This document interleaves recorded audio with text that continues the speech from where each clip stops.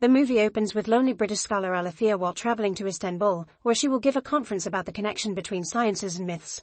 When she gets off the plane, a strange-looking glowing man that nobody else notices tries to guide her luggage cart towards what he calls mystery, but when Alethea's colleagues show up, the little man runs away. Alethea tells her friends about what happened, and they jokingly reply she must have seen a djinn. Later during the conference, Alethea sees another strange glowing man among the audience that nobody else can see. When she begins explaining that the old gods became what we know as science and old myths are now metaphors, the weird man calls it rubbish and jumps on her, making her pass out. She wakes up only minutes later and her colleagues take her to her room while the audience offers a round of applause. After the conference is over, Alethea goes downtown to visit antique shops, ignoring her friends' worry and promising she feels fine. In one of these many shops, she finds a curious little blue bottle and decides to buy it instead of anything fancier. The next morning in the hotel, she washes the bottle and finally manages to open it, which releases a djinn that takes up most of the room's space. After trying different languages, Alethea discovers Jinn speaks Greek, and he gets to explain she mustn't fear him. He's beholden to her now and he'll grant her 3 wishes, although she can't ask for more wishes, eternal life, or the end of all suffering. While he talks, Jinn touches all the things around the room, turning on the TV and quickly getting to learn English through its transmissions. Then, Jinn asks Alethea for the wishes of her heart's desires, but Alethea is uncomfortable with the concept and needs to think about it. First, she shares part of her story that she's never told anybody.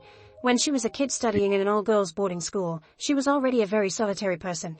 One day, a mysterious supernatural boy began visiting her and keeping her company whenever she was having a hard time, telling her stories in a language only the two of them could speak. Not knowing for how long he'd stick around, Alethea began documenting everything about this boy, but the more realism she tried to insert, the more she started to doubt and she began feeling silly.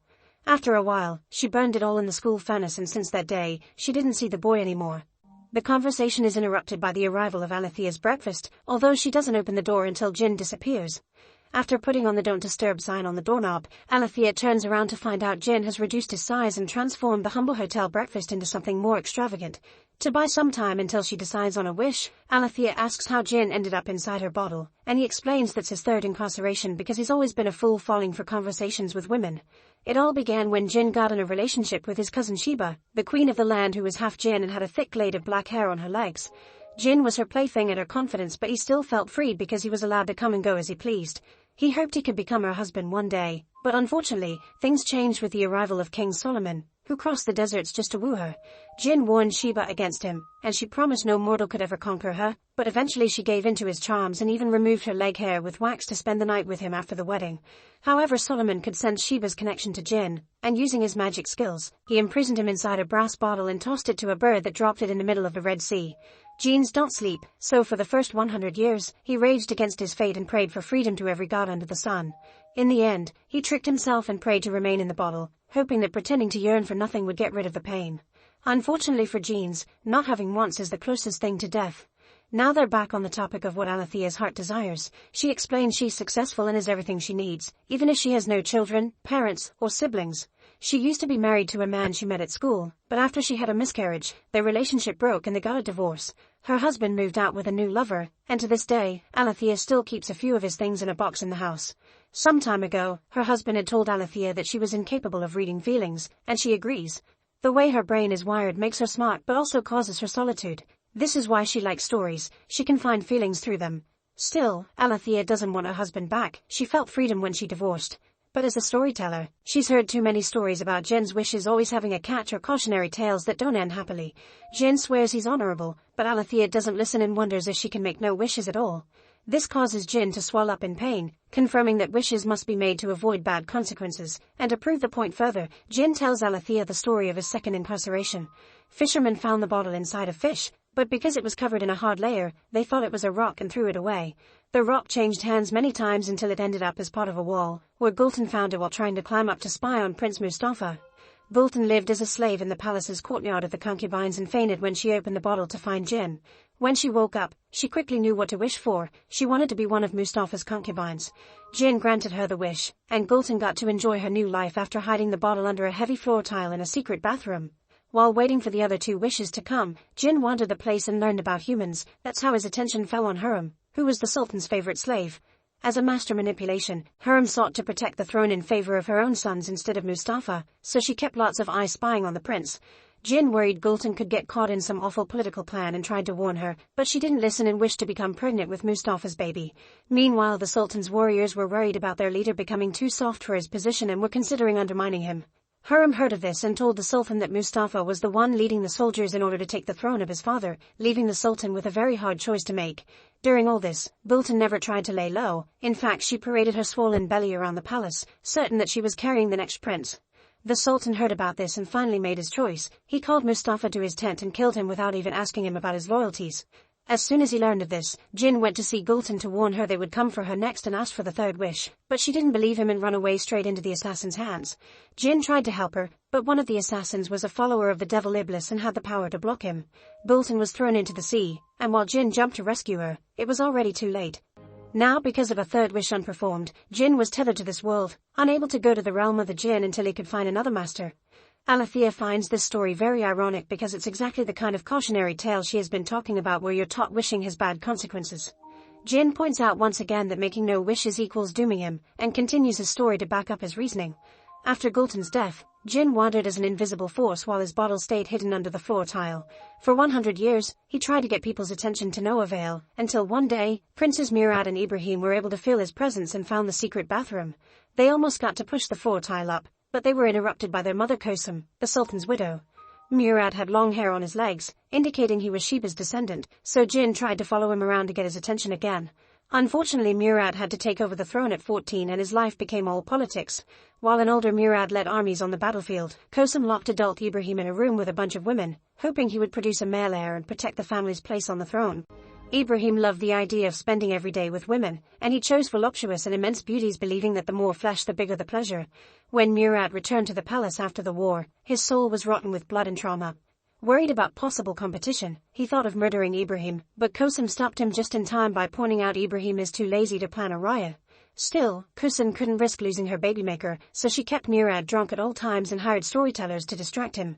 Murad hated them and killed them if they didn't escape fast enough, but one day, an old man finally managed to charm him with his tales and became Murad's only friend. When the old man died, Murad got extremely drunk, and in that weak state of mind, Jin got his attention at last. While Murad got to find the abandoned secret bathroom again, unfortunately, he was too weak to even open the door, and afterward, Murad drank until he didn't wake up ever again. Nobody else could sense Jin then, and Alethea is very understanding of how that loneliness feels because she's felt it too. Back to the story, Ibrahim had to be dragged out of his room to be sat on the throne, and he appointed his favorite concubine Sugarlump as governor of Damascus. Because of this power, Sugarlump was free to roam, and she eventually found the secret bathroom.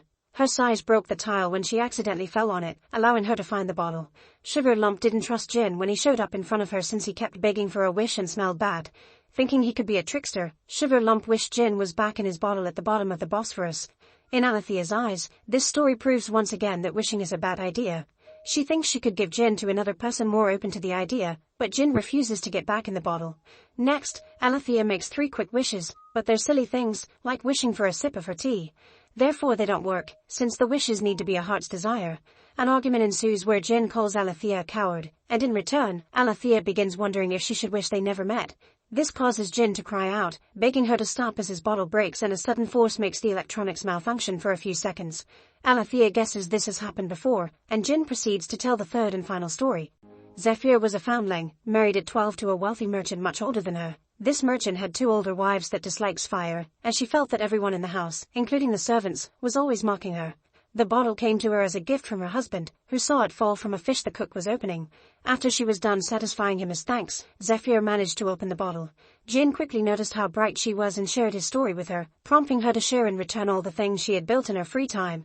Unfortunately, nobody took her seriously because she was a woman, and that judgment made her feel like a witch with unused power. Her first wish was to ask for as much knowledge as possible, and Jin was glad to grant it by offering Zephyr piles and piles of books. To hide these books from her husband, they put them inside magic bottles.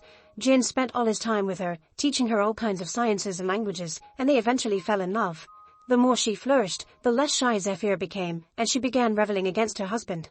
Unfortunately, his cravings for her were an obsession, so when Zephyr had to give herself to her husband, Jin would leave the room and roam the skies to gather new stories he'd tell Zephyr when he came back. Her second wish came when she was unable to finish an ancient mathematical question, thus she asked to perceive the world as genes do. This allowed her to see all the solutions she needed. It also got her pregnant with Jin's baby. He was incredibly happy with her and didn't want to leave for the realm of Jin anymore, so he stopped Zephyr from making the third wish. This angered Zephyr, who then thought Jin was trapping her as her husband did. Whenever a new argument began, Jin would put himself inside a bottle to calm her down, but the last time, Zephyr couldn't take it anymore and wished she could forget she ever met him. Magic allowed her to forget it all in an instant, and Jin once again got stuck inside a bottle. After hearing this last story, Alethea finally knows what to ask for. She thinks she's here to love Jin, and she wishes for him to love her in return. That way their solitudes can be together. Jin accepts and they spend a lovely night together. The next day, Alethea has to go back to her home in London and offers Jin a new bottle so he can travel with her. At the airport, she tries to keep the bottle in her pocket, but the scanner detects it and security makes her put it on the tray. Alethea almost has a breakdown thinking the scanner or the conveyor belt would break the glass, but thankfully the bottle survives the inspection. Once they arrive, Jin has to get used to the big city because all the constant noises and electric waves in the air overwhelm his senses. The two of them begin a peaceful contact life together, and whenever Alethea has to work, Jin takes the chance to sneak around to watch humanity's latest inventions, like advanced surgery techniques and the collider. One afternoon, Alethea comes home from work and finds Jin in the basement sleeping, which he isn't supposed to do. His body is slowly becoming ashes because of the effect the city is having on him. Thus Alethea uses her second wish to make him speak again. Then, the two of them have an important conversation where Alethea realizes she shouldn't have forced love between them, so she decides to finally set Jin free. The bottle breaks and Jin returns to his original realm after Alethea falls asleep. The next morning, she puts the few things Jin got to use inside a box and puts it away next to her husband's. 3 years later, Alethea has finished writing and illustrating a book with all of Jin's stories. Suddenly, she's surprised to see Jin show up in front of her.